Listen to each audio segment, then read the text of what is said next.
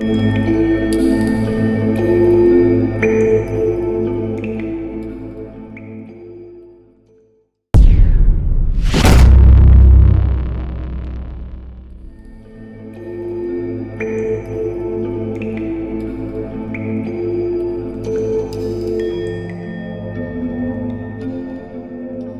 kira tujuan manusia memberi nama terhadap segala sesuatu intinya adalah untuk ilmu pengetahuan, kemudian juga untuk membedakan antara satu objek dengan objek yang lain. Itu sudah pasti. Jadi bisa dibilang nama merupakan awal dari pengetahuan manusia terhadap sebuah kejadian ataupun terhadap objek-objek kebendaan. Unsur penamaan pada setiap kejadian maupun objek bisa diartikan sebagai penanda kecerdasan sebuah bangsa. Nah, di negeri kita ini sangat banyak sekali. Ambil contoh tentang mata. Kalau kita gali penamaan-penamaan yang menggunakan istilah mata, itu paling banyak di negeri kita, misalnya dari mulai mata rantai, matahari, mata pencaharian, mata pelajaran, dan lain sebagainya. Ini menunjukkan satu penanda bahwa bangsa kita pernah mengalami sebuah peradaban yang sangat tinggi, yang disertai dengan corak kebudayaan yang sangat mumpuni untuk dijadikan atau untuk disebut sebagai bangsa paripurna.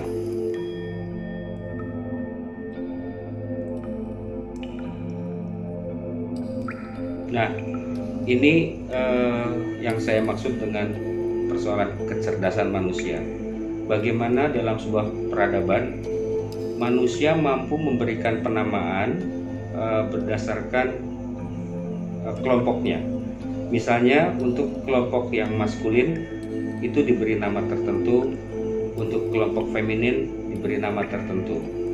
Di wilayah kita di Indonesia khususnya, tepatnya di Pulau Jawa, kita bisa rasakan sekali perbedaan panggilan atau penamaan terhadap kelompok laki-laki dengan kelompok perempuan. Misalnya dalam kata atau penamaan Bambang itu sudah jelas laki-laki. Kalau penamaan untuk perempuan pada umumnya menggunakan misalnya Wati gitu.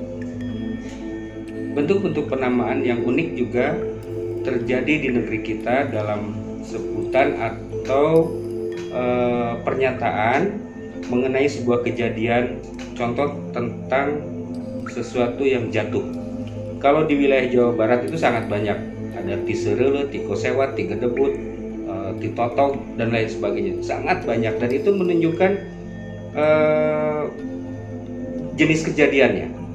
Ambil contoh lain, misalnya dalam sebutan makhluk-makhluk halus, ada tuyul, dedemit, genderuwo, kuntilanak, dan masih banyak lagi. Di negeri kita itu sangat banyak. Dan kalau disebutkan tuyul, ada kecenderungan orang berpikir bahwa ada makhluk halus kecil, tukang mencuri uang, kepalanya gundul, dan seterusnya. Nah, di negara lain kebanyakan sebutan itu terbatas. Artinya bahwa mereka bisa saja tidak mengenal makhluk tersebut, atau makhluk tersebut memang tidak ada di negeri mereka. Dan kebanyakan makhluk-makhluk halus yang ajaib itu ada di negeri kita. Kaitannya dengan persoalan penamaan manusia mengenai panggilan. Kenapa di negeri kita panggilan seseorang menjadi bermasalah? Sebetulnya dalam cara membuat penamaan di negeri kita itu ada aturannya. Satu, bisa berdasarkan perbintangan atau hari kelahirannya, sehingga itu harus dihitung sedemikian rupa. Ini bukan masalah klinik justru, ini sangat ilmiah kalau menurut saya. Karena ruang kebumian ini sangat dipengaruhi oleh sistem perbintangan. Sehingga ketika nama seseorang diberikan lalu dipanggil, misalnya namanya Aji gitu. Jadi ketika dipanggil Aji, apakah seseorang itu tepat atau tidak tergantung daya tahan pada tubuh dia. Mampu atau tidak dia menerima frekuensi dan vibrasi dari audio Aji itu. Apalagi dalam bentuk bentakan, misalnya sambil dimarahi atau sambil dipanggil, maka frekuensi yang masuk ke dalam telinga manusia yang bersangkutan bisa jadi malah merusak kimia tubuh pada orang tersebut, sehingga biasanya diruat kemudian diganti namanya. Misalnya dia jadi lebih cocok, setelah dihitung lebih cocok namanya menjadi Wawan gitu. Jadi dari Aji dirubah menjadi Wawan. Nah, ini akan mempengaruhi kehidupan dia di masa yang akan datang, karena tubuh dia akan mengalami koneksi energi. Apa yang datang dari luar diterima oleh tubuhnya dan tubuhnya teraktifkan sisi positifnya. Sedangkan kalau ada salah memberikan nama, maka tubuh yang menerima frekuensi tadi justru malah terjadi konflik, terjadi tabrakan lah gitu, atau mematikan potensi. Nah, ini harus dilihat sebagai sebuah kecerdasan bangsa kita dalam memberikan nama pada manusia.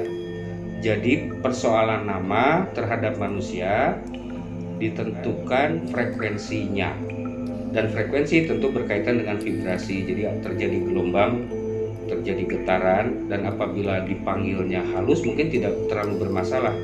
Tetapi ketika dipanggil, jarang orang memanggil halus. Kebanyakan orang memanggil dengan berteriak. Nah, itu akan masuk ke telinga seseorang dan itu akan merangsang otak, sehingga otak memerintahkan tubuhnya untuk bereaksi, terutama di bagian kimianya. Nah, ini yang sesungguhnya berbahaya dalam memberikan nama, atau ini dijadikan pertimbangan logis oleh para leluhur kita di zaman dulu dalam memberikan nama, sehingga nama bukan sesuatu yang sembarangan diterapkan pada manusia.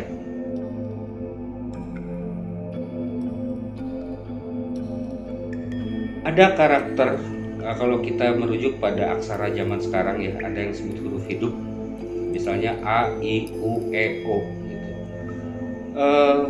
Untuk kelompok yang menengah, dalam frekuensi yang tengah itu menggunakan A. Kalau I, E itu sudah frekuensinya naik, U frekuensinya di bawah, dan O frekuensinya juga di bawah. Sama seperti denging dan dengung. Kalau denging di atas, dengung di bawah gitu. Kemudian ini juga sangat berkaitan erat kalau di kita ya, dengan panggilan misalnya yang menggunakan akhiran eng. Nah, kalau di Jawa Barat ada misalnya tatang, dadang, dan seterusnya. Lalu kepada yang lebih tua ada sebutan akang, emang. Nah, ini sangat berpengaruh pada sistem pendengaran manusia. Jadi ketika ada bunyi eng, itu memasuki gelombang kosmos, gelombang semesta. Alam semesta ini berdengung dan berdenging. Itu dibuktikan juga dalam ilmu pengetahuan modern bahwa konon atom sendiri karena dia berputar atau bergerak, maka dia mengeluarkan suara. Nah, suaranya ini suara entah denging entah dengung, saya lupa lagi. Tapi yang pasti kalau di kita bunyi dengung itu atau denging itu menjadi sesuatu yang sakral dan tidak boleh diucapkan sembarangan, karena akan mempengaruhi ruang kehidupan di kebumian.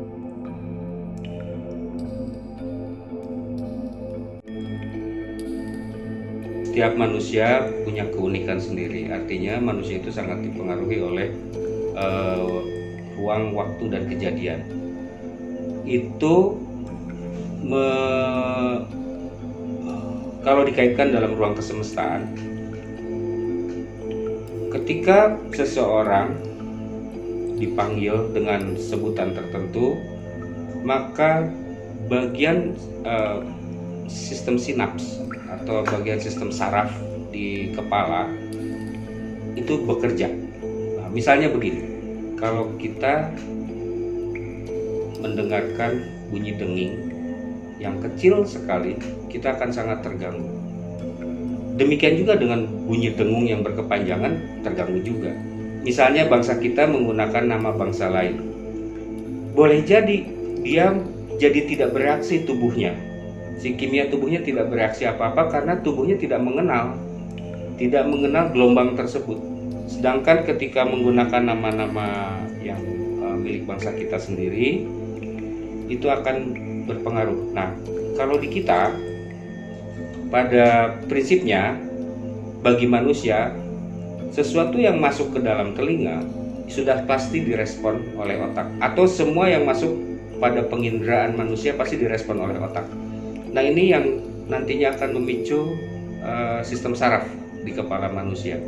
Dari sistem saraf yang bekerja, kemudian dia akan mempengaruhi seluruh unsur tubuh manusia, baik tingkat keasaman, tingkat hormonal. Jadi sesuatu yang diterima oleh penginderaan manusia sudah pasti bereaksi, tidak ada yang tidak bereaksi. Yang ditangkap sama mata saja sudah membuat tubuh kita bereaksi. Yang diterima oleh tangan, oleh telapak tangan, membuat tubuh kita bereaksi secara keseluruhan.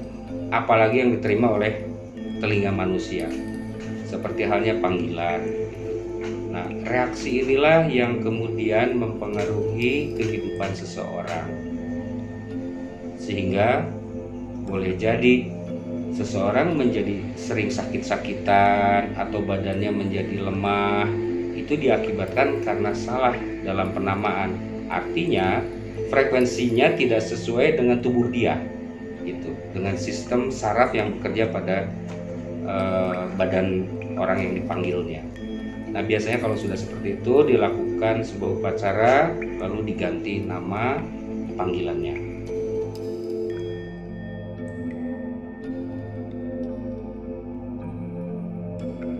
Kecocokan sebuah nama terhadap diri seseorang, satu, yang bisa langsung dirasakan adalah kesehatan, yang bisa langsung terlihat. Kesehatannya akan terjaga. Kedua, energinya seperti tidak pernah habis. Dia akan terlihat dinamis hidupnya. Kemudian dia akan sering terlihat ceria, gembira. Semua karena diakibatkan kesehatan pada kimia tubuh dia. Jadi panggilan dari nama itu mengakibatkan kimia tubuh dia menjadi bagus. Nah, itu ciri-ciri yang paling terlihat. Dampak lain tentu saja pada kehidupan yang lebih luas. Misalnya, saya menyebut misalnya itu supaya tidak jadi salah kaprah. Seseorang menjadi miskin atau seseorang sering mengalami kecelakaan diakibatkan oleh nama itu sangat mungkin. Karena ketika tubuhnya tidak sehat atau kimia tubuhnya tidak bagus akibat panggilan, maka orang tersebut energinya juga berkurang, energinya melemah. Kemudian dampak dari energi melemah tentu kinerja tubuhnya juga tidak terlalu bagus. Frekuensi yang dikirim dari otaknya terhadap semesta juga menjadi tidak terlalu lancar. Artinya hubungan dia sebagai manusia terhadap gelombang kesemestaan ini kurang selaras.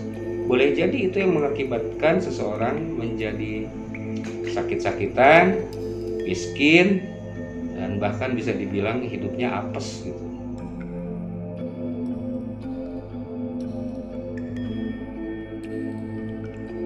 Untuk pemberian nama kepada bangsa Indonesia, gunakan lagi penamaan yang sesuai dengan wilayahnya masing-masing. Jadi sesuai dengan wilayah geografinya, sesuai dengan kebudayaannya, sesuai dengan kisah para leluhurnya lah.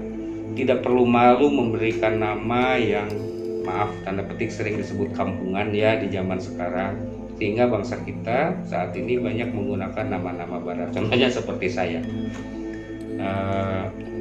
Kembalikan jati diri bangsa melalui penamaannya. Kita bisa lihat bagaimana masyarakat di Timur Tengah menggunakan nama mereka yang khas sekali. Kemudian masyarakat di Cina, mereka tidak merubah cara memberikan nama. Kemudian juga masyarakat di Rusia, di Jepang, dan lain sebagainya. Tapi memang pada saat ini hampir di seluruh dunia sedang terjadi. Di seluruh dunia sedang terjadi perubahan mengenai penamaan manusia ini. Bahkan ada kecenderungan seolah-olah ingin memasuki ruang yang universal gitulah. Jadi nama itu menjadi universal. Tapi di balik itu jati diri kebangsaannya juga hilang. Di sisi lain, tubuh dia belum tentu bagus, belum tentu sehat dengan memakai nama tersebut. Jadi kembalikan penamaan anak-anak bangsa Indonesia kepada tata cara leluhurnya di zaman dulu.